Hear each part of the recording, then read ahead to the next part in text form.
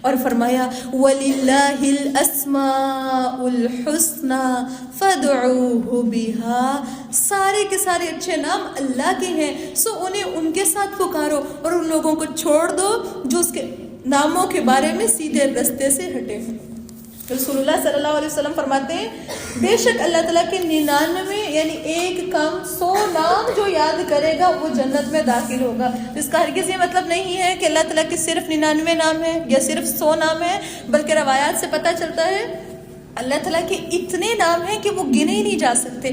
حدیث بتاتی ہے رسول اللہ صلی اللہ علیہ وسلم نے فرمایا جس شخص کو جب بھی کوئی غم یا فکر لاحق ہو تو وہ یہ دعا کرے اللہ اس کا غم اور فکر دور کر دیں گے۔ آپ صلی اللہ علیہ وسلم سے پوچھا گیا اللہ کے رسول ہم وہ سیکھ نہ لیں؟ تو اللہ کے نبی نے فرمایا جو بھی اسے سنے اس کو سیکھ لے، اس کو یاد کر لے۔ اور وہ دعا کون سی ہے؟ آپ کی میجورٹی کو آتی بھی ہوگی، اللہم انی عبدک وابن عبدک وابن امتک ناسیتی بیدک ماض فی حکمک عدل فی قضاؤک اسألک بکل اسم هو لک سمیت به نفسک او علمته احدا من خلقك او انزلته في كتابك او استأثرت به في علم الغيب عندك ان تجعل القرآن ربيع قلبي ونور صدري وجلاء حزني وذهاب همي۔ یہ دعا بڑی خوبصورت ہے، ایون اگر کسی کے پاس اس میں مسلم ہے تو اس میں غم کی دعاؤں میں دعا لکھی ہوئی ہے، تو اس کا ترجمہ بڑا خوبصورت ہے۔ ترجمہ پڑھ کے دیکھتے ہیں بندہ اللہ تعالیٰ سے کیا بات کرتا ہے، جو رسول اللہ نے دعا سکھائی کہ اللہ میں آپ کا بندہ ہوں، آپ کے بندے کا بیٹا ہوں، آپ کی بندی کا بیٹا ہوں، میری پیشانی تو آپ کے ہاتھ میں، یعنی میرا پورا کنٹرول آپ کے ہاتھ میں ہے، آپ کا فیصلہ مجھ پر نافذ ہے، آپ کا فیصلہ میرے بارے میں بڑا پرفیکٹ فیصلہ ہے۔ میں تیرے ہر نام کے وسیلے سے جسے تو نے خود رکھا یا اسے اپنی مخلوق کو سکھایا، یا وہ نام جو اپنی کتاب میں نازل کیے، یا وہ نام جو تو نے اپنے پاس غیب میں رکھے، میں تجھ سے ان سب ناموں کے ذریعے سے، ان ناموں کے وسیلے سے یہ دعا مانگتا ہوں کہ تو قرآن کو میرے دل کی بہار بنا دے، سینے کا نور بنا دے، میرے غموں کو دور کرنے اور میری فکر کو دور کرنے کا ذریعہ بنا دے۔ مطلب رسول اللہ صلی اللہ علیہ وسلم کی دعا کتنی خوبصورت اور کتنی جامع دعا۔ پتہ کیا چلتا ہے کہ نام اللہ تعالیٰ کے صرف 99 یا 100 نہیں، یہ کاؤنٹلیس نام ہے۔ کچھ نام اللہ نے اپنے بندوں کو بتائے، کچھ نام اللہ تعالیٰ نے محفوظ رکھے، کچھ پچھلی وحی جو نازل ہوتی رہی ان میں بھی اتارے۔ اور ایک حدیث سے پتہ چلتا ہے کل قیامت کے دن جب رسول اللہ صلی اللہ علیہ وسلم وہ سجدہ کریں گے، وہ جب شفاعت کے لیے سجدہ کرنا ہوگا تو اللہ رب العالمین حضرت محمد صلی اللہ علیہ وسلم کو خود سے اپنے پاس سے حمد و ثنا کے الفاظ سکھائیں گے، ان کے دل میں ڈالیں گے کہ اب تم میرے ان ناموں سے مجھ سے دعا مانگو۔ تو مطلب پتہ کیا چلتا ہے کہ ہمیں اللہ کے ناموں کو وسیلہ بنا کر اللہ سے دعائیں مانگنی چاہیے کہ اللہ آپ غفور ہیں، اللہ آپ رحیم ہیں، اللہ آپ الودود ہیں، اللہ ہم آپ کے ان تمام ناموں کے وسیلے سے آپ سے دعا مانگتے ہیں جو انعام آپ نے ہمیں بتائے ہی نہیں۔ تو اللہ تعالیٰ نے فرمایا یہ وہ لوگ ہیں، فرمایا اور ان لوگوں کو چھوڑ دو جو اس کے ناموں کے بارے میں سیدھے رستے سے ہٹے ہوئے ہیں۔ بہت سے لوگ اللہ کے ناموں کا غلط استعمال کرتے ہیں۔ وہ غلط استعمال کیسے کرتے ہیں؟ کبھی اللہ تعالیٰ کی تمثیل بیان کرتے ہیں، کبھی اللہ تعالیٰ کے لیے کوئی کیفیت بیان کرتے ہیں، اور کبھی ان ناموں کو لکھ کر الٹا لکھ کے اور سیدھا لکھ کے ان کا غلط استعمال کرتے ہیں۔ تو اللہ تعالیٰ نے فرمایا سَيُجْزَوْنَ مَا كَانُوا يَعْمَلُونَ، انہیں ان کے اعمال کا بہت جلد بدلہ دیا جائے گا۔ وَمِمَّنْ خَلَقْنَا أُمَّةٌ يَهْدُونَ بِالْحَقِّ، ان لوگوں میں سے جنہیں ہم نے پیدا کیا کچھ ایسے لوگ ہیں جو حق کے ساتھ رہنمائی کرتے ہیں اور اسی کے ساتھ انصاف کرتے ہیں۔ والذین کذبوا بآیاتنا، جن لوگوں نے ہماری آیات کو جھٹلایا، فرمایا سنستدرجہم من حیث لا یعلمون، فرمایا ہم ضرور انہیں آہستہ آہستہ کھینچ کر لے جائیں گے جہاں سے وہ جانتے ہی نہیں۔ مطلب اللہ تعالیٰ کیا فرما رہے ہیں؟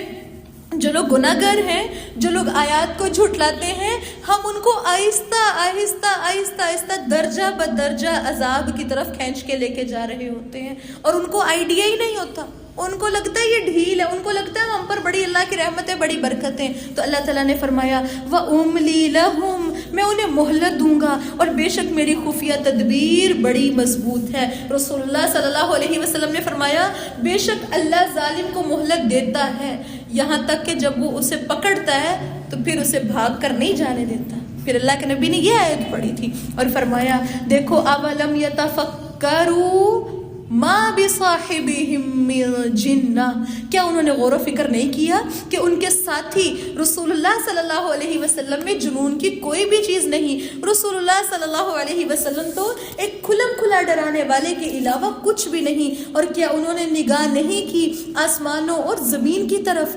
آسمانوں اور زمین کی عظیم الشان سلطنت کی طرف، اور کسی میں بھی ایسی چیز میں جو اللہ نے پیدا کی ہے اس بات میں کہ شاید ان کا مقررہ وقت واقعی قریب آ چکا ہو، پھر اس کے بعد وہ کس بات پر ایمان لائیں گے؟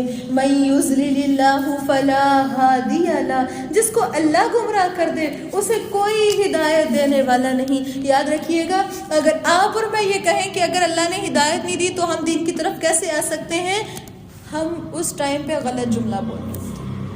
یہ بات یاد رکھنے کی ضرورت ہے کہ اللہ رب العالمین آپ کو اور مجھے بلا وجہ گمراہ نہیں کرتا. جب آپ اور میں کوشش کرتے ہیں، دعائیں مانگتے ہیں، یوں کہہ لیں کہ بستر سے اٹھ کھڑے ہوتے ہیں، اپنی پچھلی حالت سے اگلی حالت میں چینج ہونے کی کوشش کرتے ہیں، پھر وہ رب ہمیں ہدایت دیتا ہے. آپ اٹھ کے وضو نہیں کریں گے، ہم بستر میں لیٹے رہیں اور کہیں اللہ نے توفیق نہیں دی اس لیے بس ٹھیک ہے. نہیں، اللہ نے توفیق دی نہیں یا ہم نے لینی نہیں چاہیے. ہم اٹھ کے وضو کرتے، ہم اٹھ کے جائے نماز بچھاتے، پھر ہم سے نہ پڑھی جاتی، پھر ہم کہتے ہیں کہ اللہ نے ہمیں ہدایت نہیں دی. اللہ تعالیٰ نے تو دیکھیں اس ہدایت کو انسان کے عمل کے ساتھ کنیکٹڈ کی ہے. انسان اگر کوشش کرتا ہے، انسان دعا مانگتا ہے، اور ہدایت باہر چیز ہے جو انسان کو بن مانگے نہیں ملتی. یہ بن مانگے نہیں ملنی، یہ مانگنے سے ملنی ہے، کوشش سے ملنی ہے. اور فرمایا اور ان لوگوں کو ان کی سرکشی میں وہ چھوڑ دیتا ہے، پھر وہ بھٹکتے پھرتے ہیں. یسألونک عن الساعۃ ایان مرساها، وہ آپ سے قیامت کے دن کے بارے میں پوچھتے ہیں کہ وہ قیامت کب آئے گی. کہہ دیجئے اس کا علم تو مجھے بھی نہیں، اس کا علم تو اللہ کے پاس ہے، اسے اس وقت کے پر اس کے سوا کوئی ظاہر نہیں کرے گا. وہ آسمانوں اور زمین میں بھاری واقع ہوگی، تم پر اچانک آ جائے گی. اور فرمایا وہ تجھ سے پوچھتے ہیں جیسے تو اس کے بارے میں تحقیق کرنے والا ہے. کہہ دیجئے انما علمها عند اللہ، کہہ دیجئے اس کا علم تو اللہ ہی کے پاس ہے، مگر اکثر لوگ نہیں جانتے. کہہ دیجئے میں تو خود اپنی جان کے لیے نہ کسی نفع کا مالک ہوں نہ کسی نقصان کا. مطلب اللہ رب العالمین کو چھوڑ کر اگر کوئی شخص رسول اللہ صلی اللہ علیہ وسلم سے بھی نفع یا نقصان کا مطالبہ کرتا ہے اور وہ یہ یقین رکھتا ہے کہ رسول اللہ صلی اللہ علیہ وسلم مجھے نفع دینے پر قادر ہے یا مجھے نقصان سے بچانے پر قادر ہے، تو اللہ تعالیٰ نے فرمایا اللہ کے نبی آپ بھی ان بندوں کو بتا دیجئے کہ میں تو اپنی ذات پر بھی نفع نقصان کا اختیار نہیں رکھتا مگر جو چاہے. اور اگر میں غیب جانتا ہوتا تو ضرور بھلائیوں میں سے بہت زیادہ حاصل کر لیتا. اگر رسول اللہ صلی اللہ علیہ وسلم غیب جانتے ہوتے تو رسول اللہ پر کبھی جادو نہ ہوتا. رسول اللہ اگر غیب جانتے ہوتے تو اللہ کے نبی صلی اللہ علیہ وسلم زہر آلود گوشت کا ایک نوالا بھی نہ کھاتے. اگر رسول اللہ صلی اللہ علیہ وسلم غیب جانتے ہوتے تو رسول اللہ صلی اللہ علیہ وسلم احد کے میدان میں شکست نہ ملتی. اگر رسول اللہ صلی اللہ علیہ وسلم کو ہی غیب کا علم ہوتا تو اللہ کے نبی اس وقت سجدہ نہ کرتے جب وہ اونٹ کی اوجری اٹھا کے لا کے اللہ کے نبی کی گردن پہ پیچھے کمر پہ رکھنے لگے تھے. رک جاتے اللہ کے نبی. تو اللہ تعالیٰ نے فرمایا اللہ کے نبی آپ ان لوگوں کو بتائیے کہ اگر مجھے غیب کا علم ہوتا تو میں اپنے لیے بڑے فائدے اکٹھے کر لیتا اور مجھے کوئی تکلیف نہیں پہنچتی، اور میں نہیں ہوں مگر ایک ڈرانے والا اور خوشخبری دینے والا ان لوگوں کے لیے جو ایمان رکھتے ہیں. هو الذی خلقکم من نفس واحدہ، وہی ہے جس نے تمہیں ایک جان سے پیدا کیا اور اس سے اس کا جوڑا بنایا تاکہ وہ اس کی طرف جا کر سکون حاصل کرے. پھر جب اس نے اس عورت کو ڈھانپ لیا تو اسے ہلکا سا حمل اٹھا لیا، پھر وہ اسے لے کر چلتی پھرتی رہی. پھر جب وہ اس سے لے کر بوجھل ہو گئی تو ان دونوں نے اللہ سے دعا کی جو ان کا رب ہے کہ اللہ اگر تو نے ہمیں تندرست اولاد عطا کی تو ہم شکر کرنے والوں میں سے ہوں گے. ہر ماں باپ یہی دعا مانگتے ہیں. پھر جب اللہ تعالیٰ نے فرمایا جب اس رب نے ان کو تندرست اولاد عطا کر دی تو دونوں نے اس کے لیے اس میں شریک بنا لیے جو اس نے ان کو عطا کیا تھا، بس اللہ اس سے بلند ہے جو وہ شریک بناتے ہیں. انسان کیا کرتے ہیں جب اولاد اللہ تعالیٰ دے دیتے ہیں تو کوئی ان کا نام شرکیہ رکھ رہا ہوتا ہے، عبد العزیٰ، مطلب لائک عبد کے ساتھ کوئی ایسا شخص، جبکہ انسان صرف اور صرف عبد اللہ عبد الرحمن ہے. اور پسندیدہ نام بھی یہ ہیں. اس کے علاوہ جب اولاد اللہ تعالیٰ دے دیتا ہے تو اکثریت کیا کہتی ہے کہ فلاں در پہ جانے کی وجہ سے ایسے ہوا یا فلاں کی نظر کرم ہے. تو اللہ تعالیٰ نے فرمایا دیکھو اللہ تمہارے شرک سے بہت بلند ہے.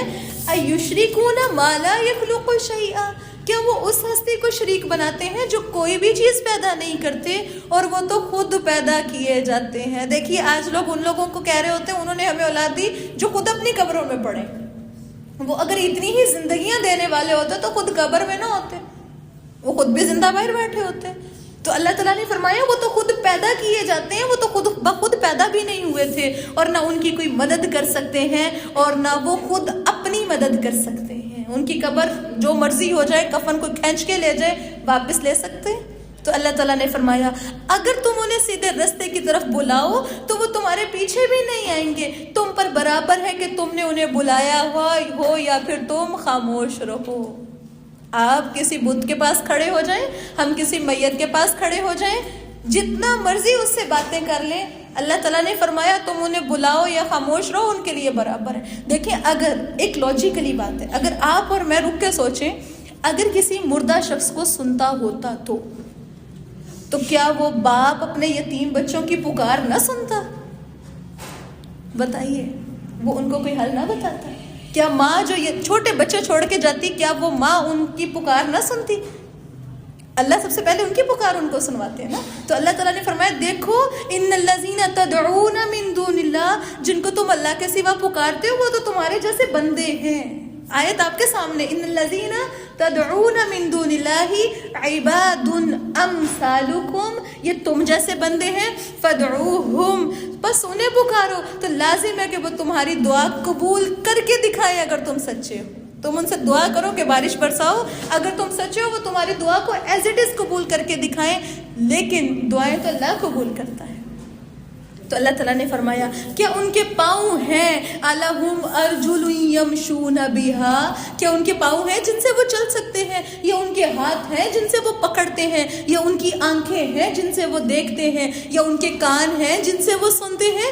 کہہ دیجئے تم اپنے شریکوں کو بلا لو پھر میرے خلاف چالیں چلو، بس پھر مجھے مہلت بھی نہ دینا. اور دیکھنا ان ولیی اللہ الذی نزل الکتاب، بے شک میرا مددگار تو اللہ تعالیٰ ہے جس نے یہ کتاب نازل کی ہے. اور فرمایا وہی نیکوکاروں کا مددگار ہوتا ہے. اور جنہیں تم اس کے سوا پکارتے ہو وہ نہ تمہاری مدد کر سکتے ہیں اور نہ خود اپنی مدد کر سکتے ہیں. شرک کا قلعہ کما کیا جا رہا ہے. اور فرمایا اگر تم انہیں سیدھے رستے کی طرف بلاؤ تو وہ نہیں سنیں گے. اور انہیں دیکھتا ہے کہ تم انہیں دیکھتے ہو کہ وہ تمہاری طرف دیکھ رہے ہیں. اللہ تعالیٰ نے فرمایا وَهُمْ لَا يُبْصِرُونَ، حالانکہ وہ نہیں دیکھتے. تمہیں ایسے فیل ہوتا ہے کہ ان کی نظر کرم تم پر ہے، یا شاید ان کا فوکس تم پر ہے، یا یہ جو بت جن کی آنکھیں تم خود پینٹ کرتے ہو تمہیں لگتا ہے یہ تمہیں دیکھ رہے ہیں. اللہ نے فرمایا وَهُمْ لَا يُبْصِرُونَ، نہیں دیکھتے وہ. خُذِ الْعَفْوَ، کرنے کا کام کیا ہے؟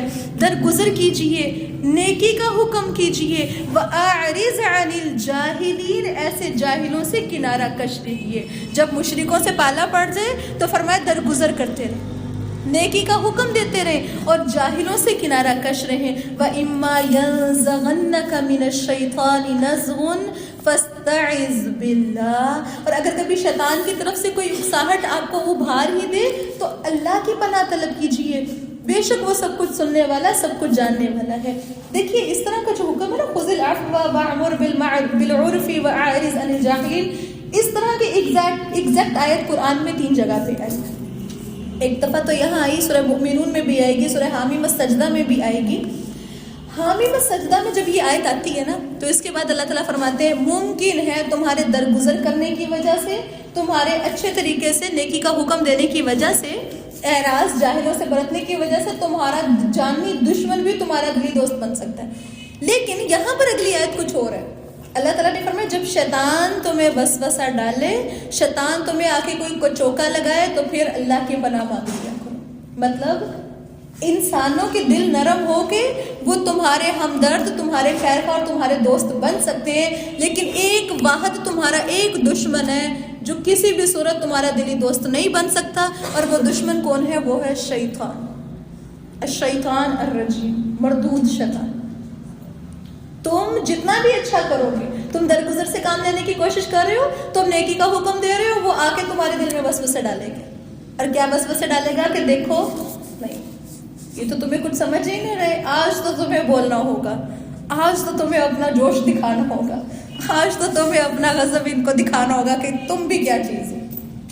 شیطان وسوسہ ڈالے گا اور وہ آئے گا، کیونکہ وہ آپ کو ایک عمدہ انسان بننے سے روک دینا چاہتا ہے. تو اللہ تعالیٰ نے فرمایا جب بھی شیطان آئے، جب بھی شیطان آ کے اکسائے تو پھر اس وقت کیا کرو، فاستعذ باللہ، اللہ کی پناہ مانگو. اعوذ باللہ من الشیطان الرجیم پڑھو اس وقت کہ اللہ میں تیری پناہ مانگتی ہوں شیطان مردود سے جو مجھے بہکار ہے، مجھے میرے دل میں وسوسے ڈال رہا ہے، مجھے بد اخلاق بنا کے دکھانا چاہتا ہے. تو حدیث سے پتہ چلتا ہے 2 آدمی آپس میں گالیاں دے رہے تھے. حضرت سلیمان بن سرد بیان کرتے ہیں ہم آپ صلی اللہ علیہ وسلم کے پاس بیٹھے ہوئے تھے، ان میں سے ایک سخت غصے میں اپنے ساتھی کو گالیاں دے رہے. نبی صلی اللہ علیہ وسلم نے فرمایا میں اسے ایسا کلمہ جانتا ہوں ایک کہ اگر وہ اسے کہہ لے تو جو اس کی حالت ہے نا، جو یہ غصے میں لال پیلا ہو رہا اور گالیاں دے رہا، اور جسے کہتے ہیں کہ جسے آج کل غصے کو ہم بی پی ہائی کا نام دیتے ہیں، بی پی ہائی ہو جاتا ہے، ہاں، جو اس کے غصے کی کیفیت ہے یہ ختم ہو جائے گی، اور وہ ہے اعوذ باللہ من الشیطان الرجیم. لوگوں نے اس آدمی کو مخاطب کر کے کہا کہ دیکھو تم سن نہیں رہے رسول اللہ صلی اللہ علیہ وسلم کیا فرما رہے ہیں کہ تم اعوذ باللہ پڑھ لو تمہاری حالت ختم ہو جائے گی. تو اس نے جواب دیا میں کوئی پاگل نہیں ہوں. مطلب وہ واقعی ہی غصے کی حالت میں پاگل ہو چکا تھا، اور انسان کو اس وقت شیطان اتنا سوار ہوتا ہے کہ انسان اعوذ باللہ تک نہیں پڑھ سکتا. لیکن جن کے دل میں ایمان کا لیول بہت ہائی ہوتا ہے وہ سمجھ جاتے ہیں کہ مجھے شیطان کو چوکا لگا رہا ہے، مجھے شیطان اب کسی کے خلاف بھڑکا رہا ہے، لیکن فوراً وہ کیا کرتے ہیں، اعوذ باللہ پڑھتے ہیں. دیکھیں آج آپ کو اور مجھے جب ہم روزے سے ہوتے ہیں، کوئی گالی بھی دے رہا تو حدیث میں کیا حکم ہے، قال انی صائمن، مرد کیا کہیں گے، میں صائمن، روزے دار ہوں، اور عورت کے لیے صائمتن، میں تو روزے سے ہوں. مطلب ریئلائز کرانا خود کو کہ میں تمہارے غصے، تمہارے برے رویے کا جواب ویسے نہیں دوں گی جیسے میں عام روٹین میں دے دیا کرتی تھی. اب میرا روزہ ہے اور اب میں نے اس کو الصوم لی وانا اجزی بہ کے درجے پہ لے کے جانا ہے. روزہ میرے لیے اور اس کا اجر اللہ تعالیٰ نے فرمایا میں خود دوں گا.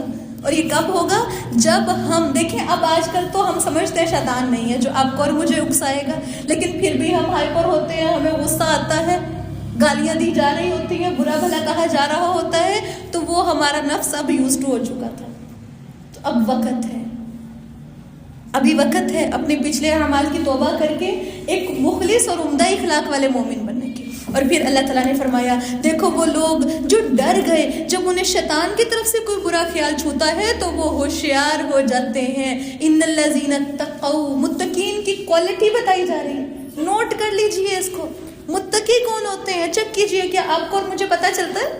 اللہ تعالیٰ نے فرمایا متقی تو وہ ہوتے ہیں جب شیطان ان کو کوئی چوکا لگاتا ہے، شیطان ان کو جب ڈیٹریکٹ کرتا ہے تو وہ اچانک فَإِذَا هُمْ مُبْصِرُونَ فوراً اعوذ باللہ پڑھ لیتے ہیں، اللہ کی پناہ میں آ جاتے ہیں اور بصارت والوں میں سے ہو جاتے ہیں، آنکھیں کھل جاتی ہیں ان کی. تو اللہ تعالیٰ نے فرمایا اور جو ان کے شیطانوں کے بھائی ہیں وہ انہیں گمراہی میں بڑھاتے رہتے ہیں، پھر وہ کمی نہیں کرتے، اور جب آپ ان کے پاس کوئی نشانی نہ لائے تو کہتے ہیں تو خود اس کا انتخاب کر کے کیوں نہیں لاتا.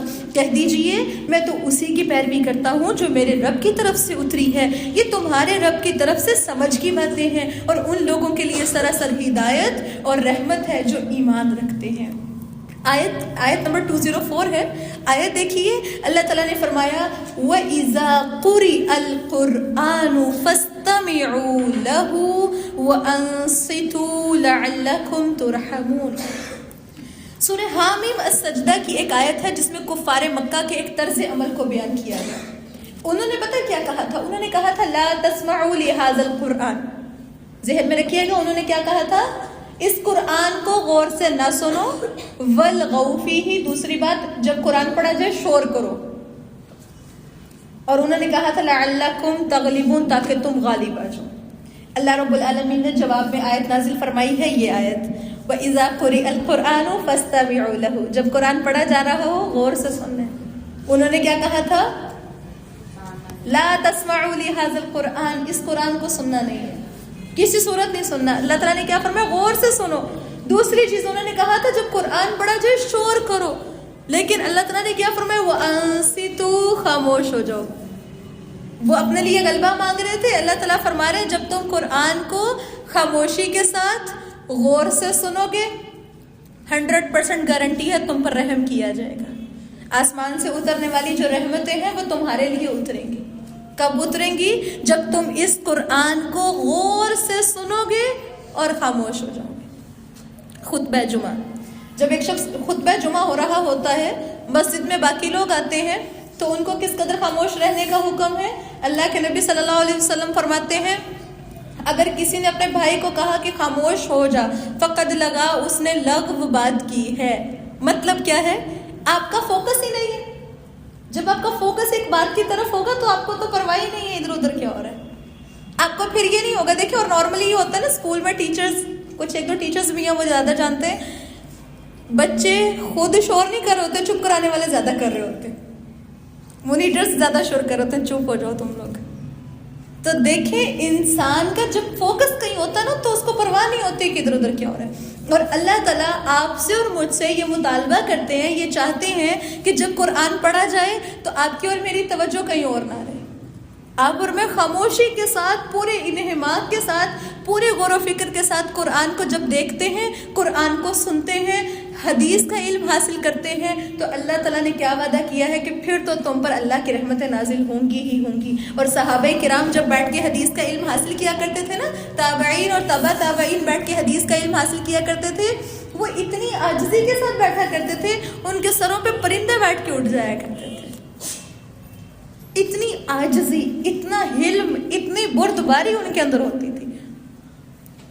تو اصل بات یہ بھی ہے کہ جب قرآن پڑھا جائے، خواہ وہ تراویح ہے، خواہ وہ ویسے بھی قرآن کی تلاوت ہے، سورۃ فاتحہ تو پڑھنی ہے. کیوں؟ رسول اللہ صلی اللہ علیہ وسلم نے فرمایا لا صلاۃ لمن لم یقرأ بفاتحۃ الکتاب، اس کی نماز تو ہوتی نہیں ہے جو الفاتحہ نہیں پڑھتا. لیکن باقی قرآن آپ کو جتنا بھی آتا ہو، سورۃ رحمان، وہ صورتیں آ جاتی ہیں جو ہمیں آتی ہوتی ہیں. اور پھر مسجد میں ہمارے امام صاحب سے زیادہ آس پاس کے لوگوں کی آواز ہوتی ہے کہ ہمیں بھی قرآن آتا ہے، ہمیں بھی 30واں پارہ آتا ہے، سورۃ یاسین آتی ہے. تو دیکھیں جب اللہ تعالیٰ نے فرمایا جب قرآن پڑھا جا رہا ہے تو آپ کو جتنا بھی آتا ہے، آپ جتنے بھی قرآن پڑھنے والے ہیں، آپ جتنے بڑے حافظ ہیں، آپ کوئی بھی ہیں، آپ پر اور میرے اوپر کیا فرض ہے کہ سب کچھ چھوڑ دیں. ایون اگر آپ اذکار بھی کر رہے تھے نا، قرآن کی تلاوت شروع ہو گئی تو آپ کے لیے کیا ہے؟ خاموش ہو جائیں. فاستمعوا له، خاموشی سے غور سے سننا تاکہ آپ پر رحم ہو سکے.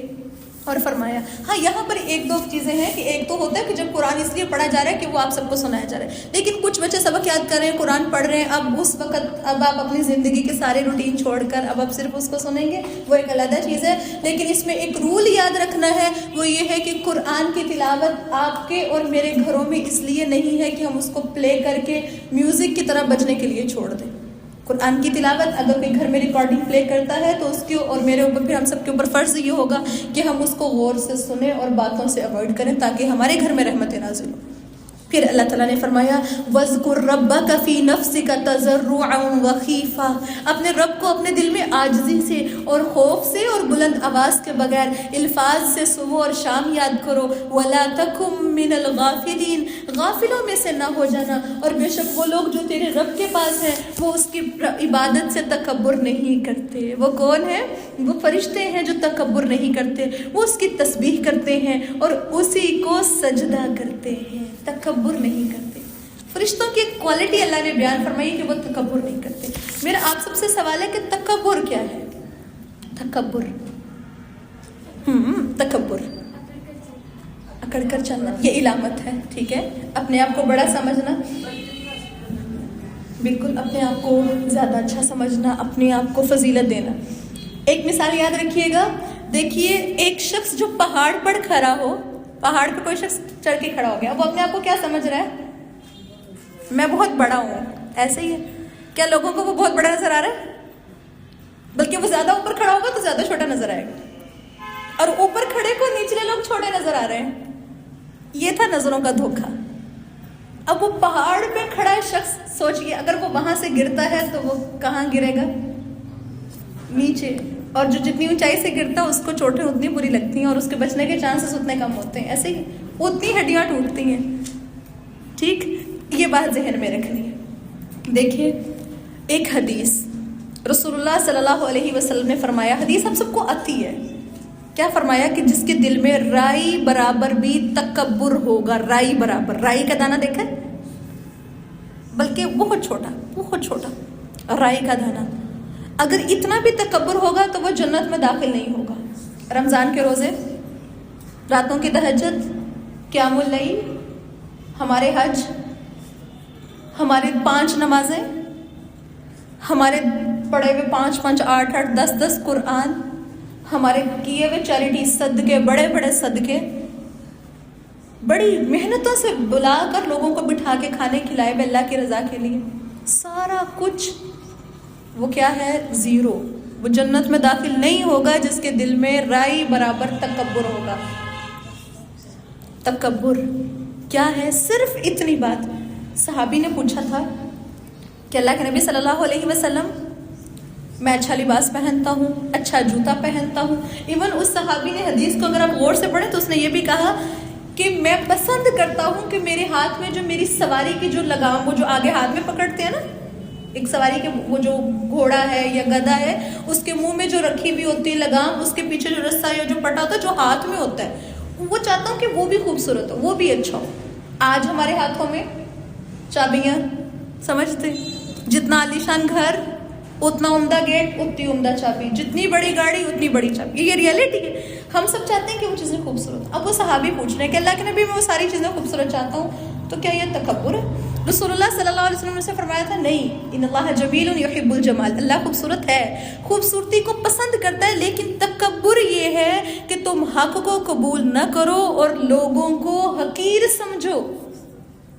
جہاں یہ سمجھ لیا لوگ حقیر ہیں، ہم عمدہ ہیں، چھوٹی سی بات، انا خیر من، میں اچھی، مجھے زیادہ آتا ہے، میرے پاس زیادہ ہے، اس کے پاس تو کچھ نہیں ہے، یہ چھوٹی سی سوچ۔ اور یاد رکھیے گا، یہ تکبر ایک ایسی بیماری کی طرح ہے جو لگ جاتی ہے، جو شروع ہو جاتی ہے اس کینسر کی طرح جس کے مریض کو پتہ ہی نہیں ہے، یہ بڑھ گیا، یہ انفیکشن تھا جو بڑھ گیا اور پتہ ہی نہیں۔ اور جب آپ سمجھتے ہیں کینسر لاسٹ سٹیج پہ ہو تو کوئی بچتا ہے پھر اینڈ؟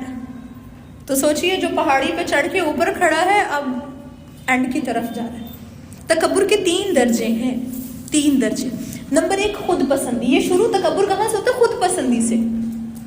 آپ یہ دیکھیں، ہم سب قرآن اس لیے پڑھ رہے ہیں تاکہ ہم اپنے آپ کو اللہ کے بتائے ہوئے قوانین کے مطابق بنا سکیں، اور کہیں ایسا نہ ہو کہ آپ کی اور میری دن رات کی عبادتیں ضائع ہو جائیں۔ خود پسندی، اور یہ سوچ کا عمل ہوتا، سوچ، انا، میں اچھی ہوں، میں خوبصورت ہوں، اپنی محبت، اپنی ذات کی محبت، اپنی ذات کے غم اتنے بڑے ہیں کہ ہمیں کسی انسان کا غم نہیں لگتا، اپنی ذات کی محبت اتنی ہے کہ ہمارے دل میں رسول اللہ کی، بندوں کی ہمیں کوئی پرواہ نہیں۔ یہ کیا؟ خود پسندی، پہلا سٹیج ہے تکبر کی طرف کا۔ اگر خود پسندی آئی ہوئی ہے، آپ کو اور مجھے چیک کرنا ہے کہ اگر ہم بہت زیادہ اپنے بارے میں سوچتے ہیں، بہت زیادہ صرف اپنے بارے میں سوچتے ہیں، تو پھر ہمیں ابھی سے اپنی سوچوں کو درست کرنا ہے، پہلا سٹیپ ہے۔ اگر یہ کوئی انسان ان کو درست نہیں کرتا تو وہ دوسرے سٹیپ پہ چڑھتا ہے۔ دوسرا سٹیپ کیا ہے؟ فخر، فخر لوگوں کے درمیان۔ اب چونکہ اس کی سوچ تھی نا، اور آپ جانتے ہیں نا جو انسان بہت زیادہ سوچتا ہے انسان وہی بول رہا ہوتا ہے۔ آپ کسی کے بارے میں کچھ زیادہ برا سوچ رہے ہیں نا، تو آپ اس کے بارے میں برا بول بھی دیتے ہیں، اور نہیں تو غصہ آئے گا تو سب کچھ بول دیں گے۔ ایسے ہی ہے۔ آپ دیکھیں، جب چونکہ ہم ہر وقت یہ سوچ رہے ہیں کہ میں اتنی اچھی ہوں، میرے پاس یہ بھی ہے اور میں وہ بھی ہے، اور میں اتنی خوش ہوں یا میں اتنی غمزدہ ہوں، تو ہم لوگوں کے اندر بیٹھ کے بھی اپنی ذات کو بڑا کر کے دکھاتے ہیں۔ 2 چیزیں ہیں، ایک تو ہوتا ہے اپنی ذات کو بڑا کر کے دکھانا کہ دیکھو میرا گھر ایسے ہے، میری فیملی ایسے ہے، میرے بچے ایسے ہیں، میرے پاس یہ ڈگریز ہیں۔ آج جو میں ایک بیٹھ کے جب میں یہ چیزیں دیکھ رہی تھی تو میرے ذہن میں آیا کہ ہم صرف اور صرف یہی نہیں شو کراتے، ہم اندر بیٹھ کے لوگوں کو یہ بھی شو کراتے ہیں کہ ہمارے غم تمہارے غموں سے بھی زیادہ ہے، ہر معاملے میں سے آگے نکلنا ہے۔ تمہیں تو پتہ ہی نہیں میں کس چیزوں سے گزری ہوں، تمہیں نہیں سمجھ آ رہی میرے معاملات کی۔ کرتے ہیں ایسے سوچ کے بعد ہم لوگوں کے درمیان فخر کر رہے ہیں۔ ہم تکبر کی دوسری سیڑھی چڑھ چکے ہیں، تکبر کی دوسری سیڑھی۔ ایک یہ نا، یہ جو چیئر پڑی ہے نا، یہ آنٹی آپ کے ساتھ لیجیے، چیئر اٹھا دیں یہاں سے، مجھے ایسا لگتا ہے آواز اس کے ساتھ ٹکراتی ہے۔ اللہ کرے کہ اب ٹھیک رہے. اچھا یہاں تک کلیئر ہے؟ 2 چیزیں ہو گئی. آگے آئیں. مطلب یہ فخر پہلے ہم نے دیکھا کہ ہم خود پسندی کو کیسے ٹھیک کریں گے، جب ہم اپنی سوچ کو ٹھیک کریں گے کہ اپنے بارے میں زیادہ نہیں سوچنا، ہمیں زیادہ سوچنا تو اپنی آخرت، اپنی قبر، اپنے رب کے بارے میں سوچنا. کیونکہ یاد کیجئے ہم نے کیا پڑھا تھا کہ وہ اللہ کی کائنات میں غور و فکر کرتے ہیں. اپنے بارے میں سوچنا چھوڑ دیں کیونکہ ہمارے بارے میں کوئی اور نہیں سوچتا. ٹھیک ہے، لہٰذا اللہ اور اپنی قبر اور اپنے معاملات کو دیکھنا ہے. اب جب ہم فخر سے بچنا چاہتے ہیں تو دیکھیے ہمیں رک کے سوچنا ہے کہ ہم جب مجلس پہ بیٹھتے ہیں، لوگوں کے آس پاس بیٹھتے ہیں تو ہم کیسی باتیں کرتے ہیں. اپنی بات چیت پہ فوکس کر کے ایسی باتیں جو ہم کمپیریزن میں کر رہے ہوتے ہیں، میرے پاس تو یہ ہے اور میرے پاس یہ ہے، چھوڑ دیں ان باتوں کو. ٹھیک ہے، آپ کو اور مجھے چھوڑنی ہے. نمبر 3، ہم آخری سٹیج پہ چڑھتے ہیں اور وہ کیا ہے؟ تکبر. یہ جو عمل ہے نا تکبر، یہ دل کا بھی عمل ہے اور یہ ایسا عمل ہے کہ دل بھی بیمار ہو گیا، اعصاب بھی بیمار ہو گئے، ہمارے جسم کا انگ انگ بیمار ہو گیا اور یہ ناقابل علاج بیماری ہمیں لگ گئی ہے. اور دیکھیں اس بیماری میں جو مبتلا ہو جاتا ہے نا، پھر وہ بندہ اپنے رب کے مقابلے میں اتر آتا ہے. پھر حی علی الصلاۃ اور حی علی الفلاح کی صدائیں اس کو اٹھا نہیں سکتی. کیوں؟ کیونکہ وہ تو اپنی تعریفیں کروا رہے ہیں، وہ تو اپنی عزت بیان کر رہے ہیں. اب وہ کیا کہے گا؟ اچھا ابھی تو اذان ہوئی جائے، بعد میں ٹھیک، ابھی تو اس کی اپنی مجلس ہے. دیکھیں پھر وہ انسان نمرود، فرعون، ابلیس، ان لوگوں میں شامل ہونا شروع ہو گیا نا، کیونکہ ان سب کا کیا گناہ تھا؟ تکبر کیا تھا. آج ہم نے 9ویں پارے کے شروع کو دوبارہ سے دیکھا تھا، وقال الملأ الذین استکبروا، انہوں نے بھی تکبر کیا تھا. میں نے آپ کو سینٹر میں ایک آیت بتائی تھی کہ اس کو ہائی لائٹ کیجئے، جو لوگ رب کی آیات سے تکبر کرتے ہیں گئے. یہاں پہ کیا فرمایا؟ فرشتوں کی کیا ہے کوالٹی؟ وہ تکبر ہی نہیں کرتے. اچھا 3 درجے ہو گئے. اب تکبر کی اقسام ہے، یاد رکھنی ہے. میں نے پہلے تکبر کے درجے بتائے، ہم آہستہ آہستہ اوپر چڑھے، متکبر بن گئے. اب تکبر کی جو اقسام ہے ان میں دیکھیں، نمبر 1 انسان اللہ کے مقابلے میں تکبر کرتا ہے. اللہ کے مقابلے میں تکبر. اور اللہ کے مقابلے میں تکبر کیا تھا؟ انسان وہی اذان، لیکن انسان کہہ رہا نہیں میں بعد میں پڑھ لوں گی. اللہ کے مقابلے میں تکبر کیا ہے؟ اللہ نے انسان کو لباس اس لیے عطا کیا تاکہ وَلِبَاسُ التَّقْوَىٰ ذَلِكَ خَيْرٌ، لیکن انسان اللہ کی دی ہوئی نعمتوں کو اللہ کی مخالفت میں لگا رہا ہے. ایسے ہی دین کے خلاف باتیں کر رہا ہے. زیادہ متکبر، اللہ کے بارے میں بھی کچھ کہنے لگے ڈرتے نہیں ہیں نا. پھر دوسری چیز، انسان رسول کے مقابلے میں آتے ہیں. ان کی قوم کے لوگوں نے پتہ کیا کہا تھا، کیسے تکبر کیا تھا؟ یہ تو عام بندہ ہے، یہ تو کھاتا پیتا ہے، یہ تو چلتا پھرتا ہے، اور ہمارے اندر تو رسول تو وہ ہوتا نا جو فرشتہ ہے، وہ اڑ کے آتا ہے آسمانوں سے. ہم تو جتنے خاص لوگ ہیں، خاص بندہ آتا. دیکھیں آج ہم دین کے داعی کے بارے میں بھی غرور اور تکبر سے کام لیتے ہیں. ہمیں کوئی دین کی بات بتانے والا کوئی غریب بندہ آ جائے، غریب شخص، اس کا رنگ سیاہ ہے، موٹے موٹے ہونٹ ہے، اور وہ آ کے آپ کو اور مجھے کہے اللہ سے ڈر جائیں اور اللہ کی عبادت کریں، تو یقین کریں آپ اور میں اس کی بات کو سنیں گے؟ آپ اور میں اس کی بات کو سیریس لیں گے؟ کوئی جھگی سے آ جائے اٹھ کے، کوئی خانہ بدوش اٹھ کے آ کے آپ کو کہے کہ یہ ایک صحیح حدیث ہے اور یہ ایسے اور ایسے کرنا ہے، ہم اس کو کہیں گے جاؤ بی اپنا کام کرو، یہ تمہارا کام نہیں ہے. یہ رسالت کے بارے میں تکبر ہے ہمارا. اس کے بعد ایک تیسرا تکبر جو ہم کرتے ہیں، وہ انسانوں کے مقابلے میں تکبر کرتے ہیں. اور وہ تکبر کیسے ہے؟ دیکھیں ہم انسانوں کو حقارت کی نظر سے دیکھتے ہیں. آپ نے اور مجھے اپنے آپ کا جائزہ لینا ہے، ہم کرتے ہیں نا ایسے. پھر اسی طرح اپنے آپ کو دوسروں سے بڑا سمجھ رہے ہیں. اسی طرح اللہ کی چادر کو اپنے اوپر لینے کی کوشش کریں. یاد کیجئے وہ حدیث، اللہ کے نبی صلی اللہ علیہ وسلم نے فرمایا تھا، اللہ تعالیٰ فرماتے ہیں کبریائی میری چادر ہے، جو اس کو اوڑھنے کی کوشش کرے گا میں اس کو ہمیشہ کے لیے جہنم میں پھینک دوں گا. آپ کے گھر میں کوئی بہت بڑا مہمان، کوئی بہت قابل عزت شخص آئے تو کیا آپ اس کا دوپٹہ اٹھا کے سر پہ لے کے کھڑے ہو جائیں گے؟ کیا آپ اس کی شرٹ پہن کے آ جائیں گے؟ وہ آپ کو پریس کرنے کے لیے اگر پکڑائے فار ایگزامپل، پہن کے آ جائیں گے؟ آپ تو اس کو ہاتھ لگاتے ہوئے بھی سوچیں گے کہ نہیں کچھ لگ ہی نہ جائے میرے ہاتھوں سے، اچھا پریس کہیں ایسا نہ ہو. جتنا ڈرتے. لیکن کبریائی اللہ کی چادر ہے، جو اوڑھنے کی کوشش کرے گا وہ اپنا ٹھکانہ جہنم بنا رہے. اور پھر اسی طرح دیکھیں، یاد رکھنی ہے آپ نے اور میں نے یہ بات، خالق اور مخلوق میں فرق ہے. خالق اور مخلوق میں فرق ہے. وہ تو خالق ہے اور وہ ایک ہے. خالق اور مخلوق میں فرق ہے، لیکن مخلوق اور مخلوق میں کوئی فرق نہیں ہے. ہم سب کون ہیں؟ اللہ کی مخلوق ہے.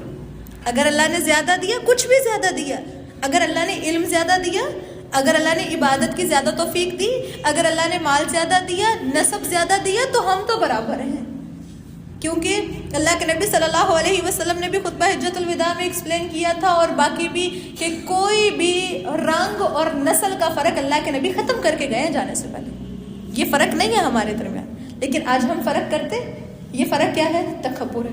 اسی طرح دیکھیں، ایک بندہ آپ کے سامنے بات کر رہا ہے، آپ کے اور میرے سامنے، لیکن ہم اس کو کہہ رہے ہیں تم چپ کر کے صرف میری سنو. انسان ٹھیک بات بتا رہا تھا، آپ کو حق بتا رہا تھا.